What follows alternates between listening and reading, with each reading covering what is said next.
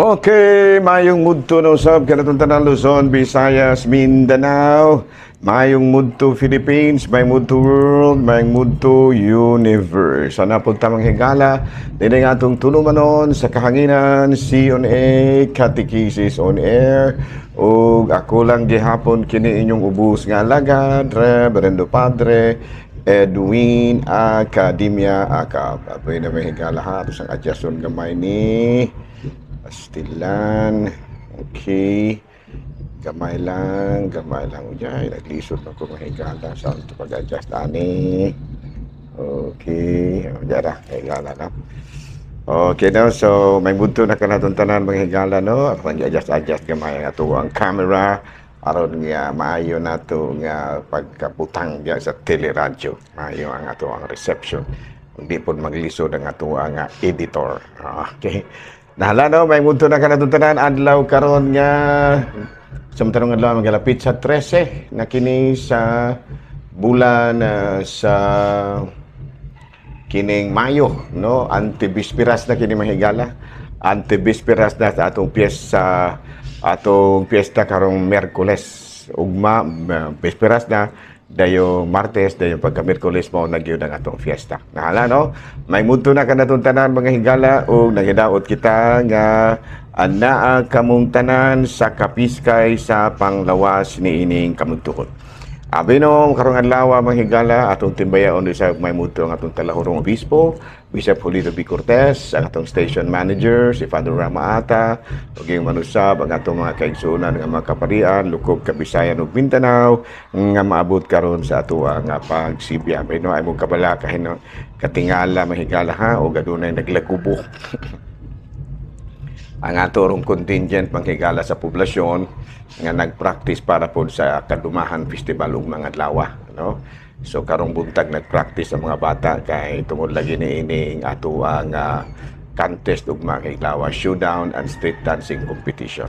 Nahala no, may munto na kanaton tanan nang hinaot kita nga naa kitang katanan kapiskay sa panglawas. Sabi no, arita manghigala sa ato ang saint of the day, of course ang atong saint karon walay lain kung dili mismo ang atong mahal nga Birhen Maria no. Kay karong adlaw ato man gisaulog ang kapistahan sa Our Lady of Fatima sa ato pa ang pista de Eros Fatima mahigala dito dapit may Santa Catalina no. Unya matud pa May 13 to October 13, 1917 nagpakita ang atong mahal nga Birhen Maria dito sa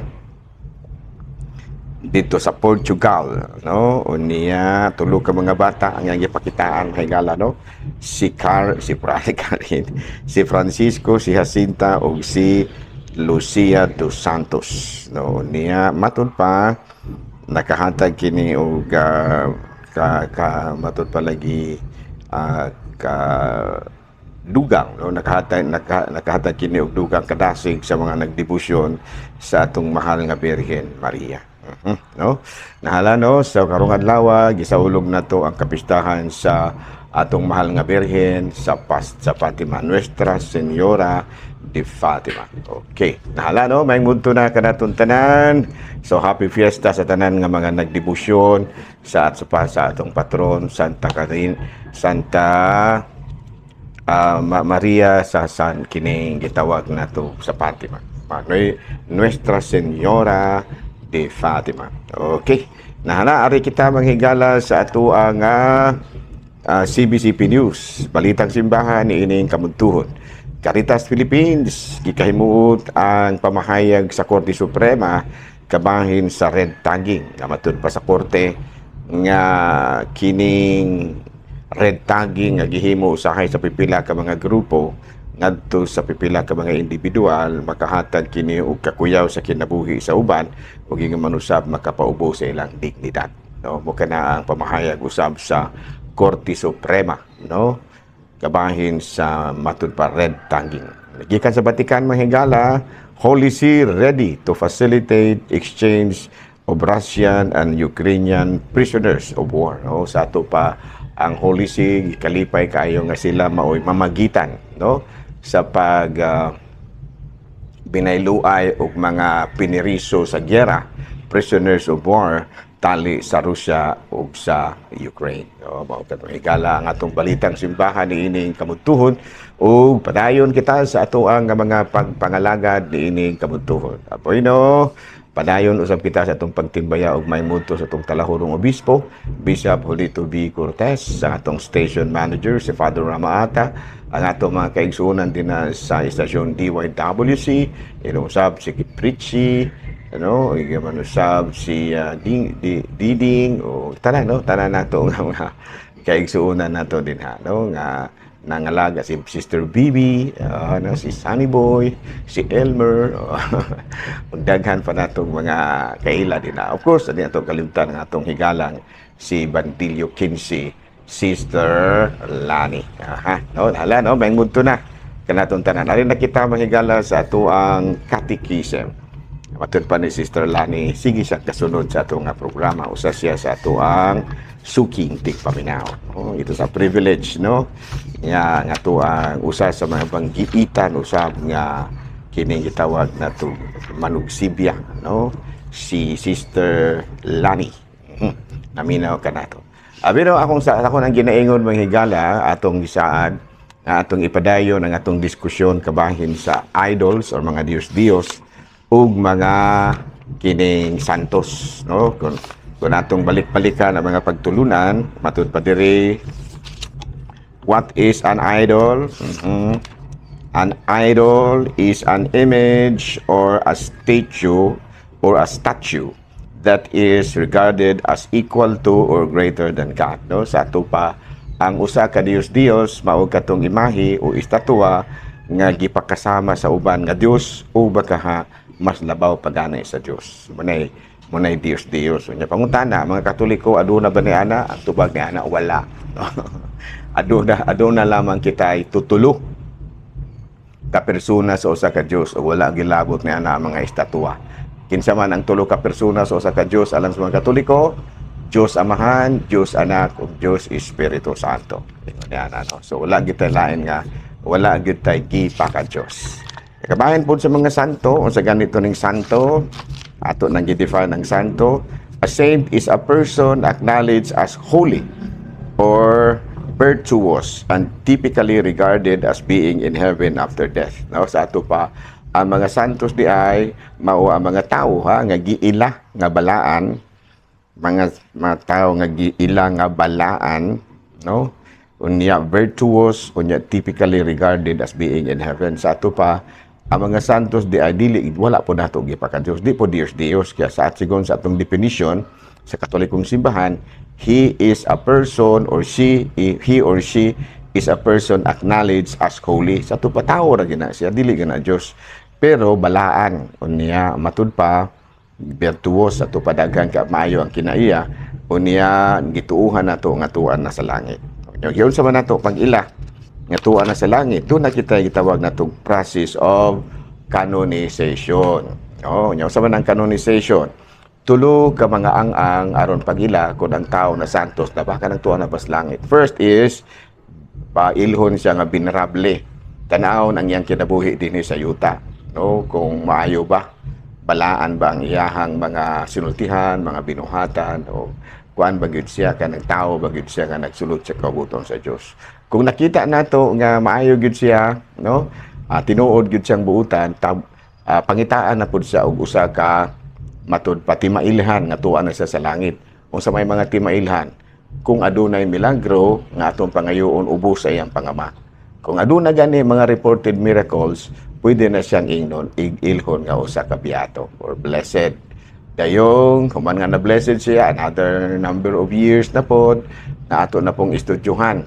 Kung nakuan bagyod siya, kanang nasantos bagyod siya, pinaagin na po sa lain na po nga mga timailhan. Sa timailhan, mga milagro nga mahitabo tungod sa iyang pangama. Muna nga, kung kumplito na gyud, kita gyud nato nga doon na mga milagro nga nahitabo tungod sa iyahang mga pag-ampo, mga pangama, aw ilhon na ginato siya nga tuwa na sa langit. Mamahimo na siya nga usa ka saint. So ganito saint, a person acknowledged as holy or virtuous and typically regarded as being in heaven. Sa ito pa, ang ato ang mga santo, dili gina sa mga Diyos-Diyos. Kay lahi man tong Diyos-Diyos Sa ganitong Diyos-Diyos, Diyos-Diyos or an idol is an image or a statue that is regarded as equal to or greater than God. Sa ito pa, ang mga santos, wala man ginanato sila gipaka Diyos. Ug nagwaputa nagtuo nga sila labaw pa sa Diyos. Kuan ra gina sila? Sa tao ra gina siya, pero nagbaton sa kinaiyang Diyos noon. Klaro ba? Pero na mga pungtana, pader, nga naman kang ang kanabitang mga graven images, kanang mga linilok,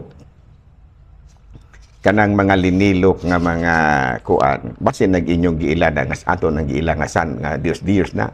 Tubag na dili. Bisan patuod kung adunay mga bisan patuod, excuse me, may gala nahulog akong microphone sa radyo. No, bisan patuod kung adunay mga linilok o mga linilok o mga kanang linilok o kanang bitang gihulma. Gihulma, no?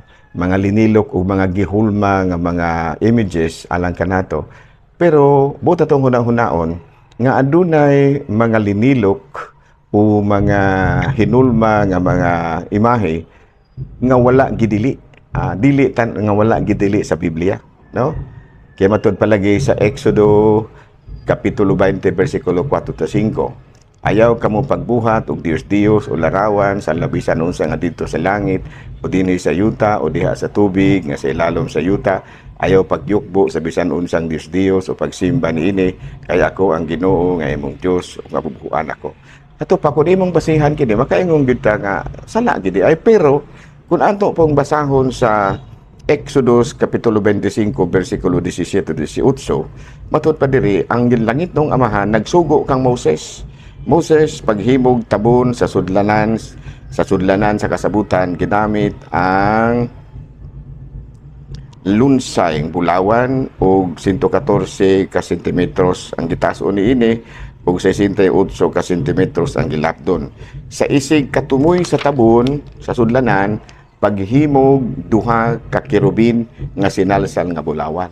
So, unsa man ning gitabua nga ang sa Exodo Kapitulo 20 versikulo 4-5 nagdili man lagi og larawan.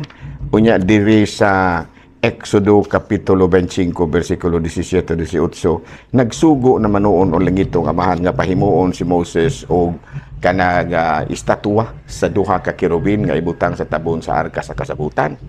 Ang tubag ni ana no sa ato rang ubos nga panabot ba tungod kay nigitugod kana sa atong langitong amahan, tungod kay mismo siya nagtudlo kanato nga ang duruha ka mga kirubin dili nato ilhon nga Dios nga Dios. Sa to pa ang duha ka kirubin nitugot ang mahal nga ang atong langitong amahan tungod kay gitudlo man niya nga dili nato ilhon nga Dios. Kaya doon muna yung gisulti diri sa Exodo Kapitulo 20 hangtod sa 4-5 nga dili gid ta mo simba sa mga linilok o himuon natong mga Dios. Sa to pa pag sugo niya nga mohimuon ta og pahimuon ta og kining pagsugo niya kag Moses nga pahimuon og imahe sa kirubin, nagpasabot ka na nga ato pong hinumduman tong iyang giingon sa Exodo 20, no? Nga dili ta musimbag mga Dios. So although nga dunay mga imahe nga hilinilok nga ibutang din sa ato ang altar, pero dili nato ipasimba isip Dios. Klaro ba? Kaya nag-una naman sa tudlo sa Exodo 20 gitudlo naman yang daan na dili gid ta musimba sa mga linilok isip mga Dios. Sa ato pa pag-abot sa kirubin, no, dili po nato simbahon isip Dios kaya nagtudlo naman sa daan nga di ta mosimba.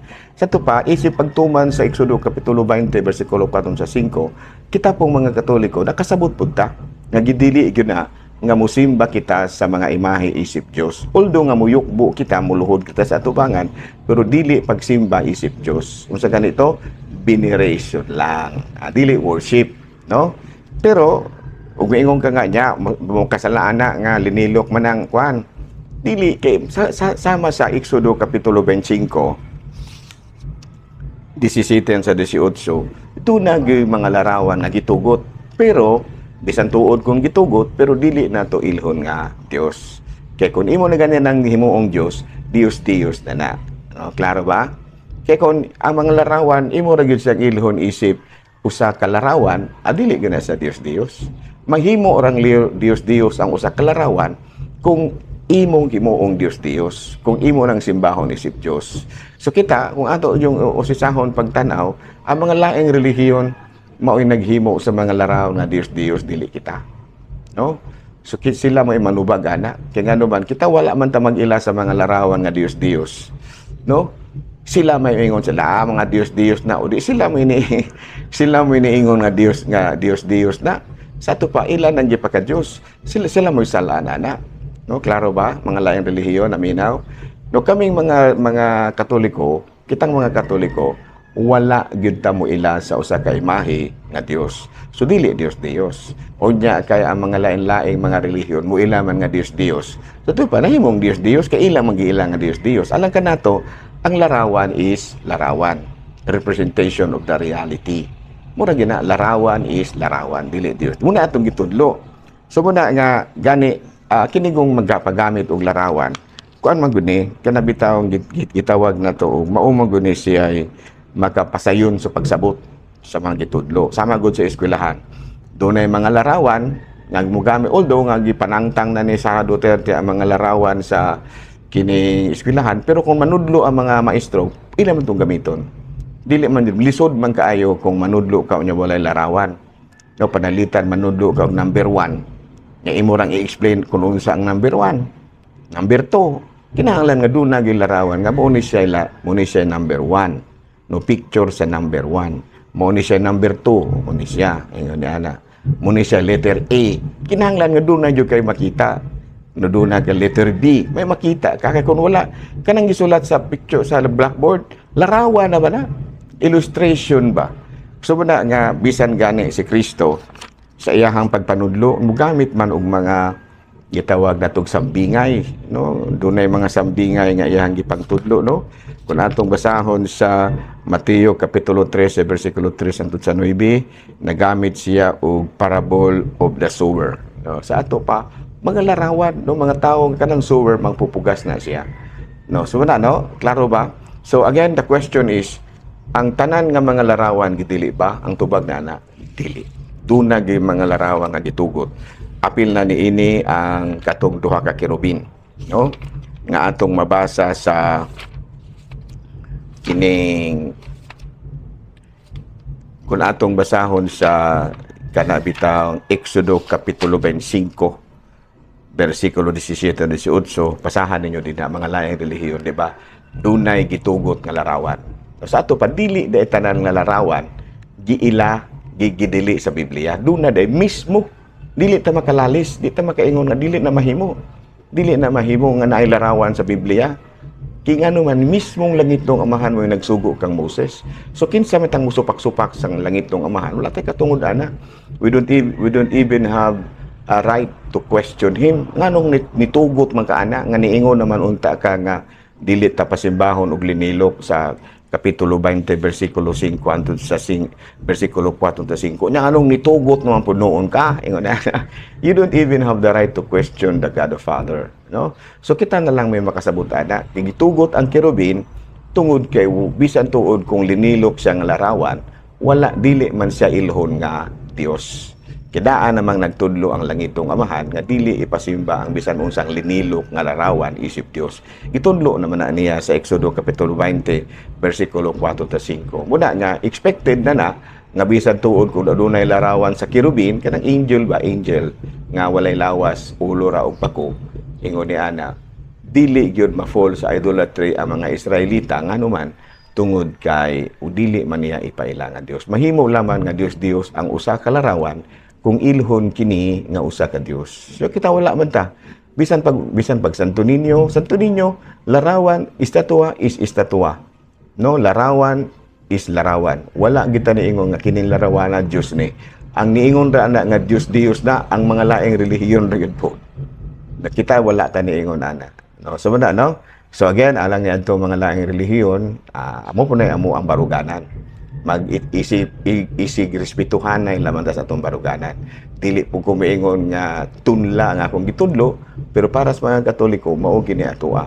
No nga, bisan tuod kung miyukbo kita sa mga larawan o mga linilok pero wala ta makasala nganuman tungod kay ang pagyukbo nato sa mga larawan o mga linilok nga estatwa wala man nato gipaka Dios kay nganuman mismo ang atong langitong amahan nga tuwa sa langit nagsugo man kang Moses nga pahimuon og larawan no katong duha ka kerubin nga gipatong sa kining kuan no gani akong hangyoon si Sister Pips Preach no ipakita ang larawan sa kuan Ark of the Covenant Preach na aron makita sa mga tao ug unsay hitsura na ng Ark of the Covenant nga mismo ang atong Ginoong Hesukristo is may nagsugo kang Moses nga ipahimo na siya kanang Ark of the Covenant. Okay, preach no? Nahala no, din lang nakita ko to ba? Salamat sa inyong pagpaminaw. Kung kulang gihapon ang inyong ubos nga alagad Reverendo Father Edwin Taul mana milit na usab kaninyo ug manalangin kanato ang Dios makagahong tanan, Amahan, Anak, Espiritu Santo. Amen. Good noon, Pilipinas.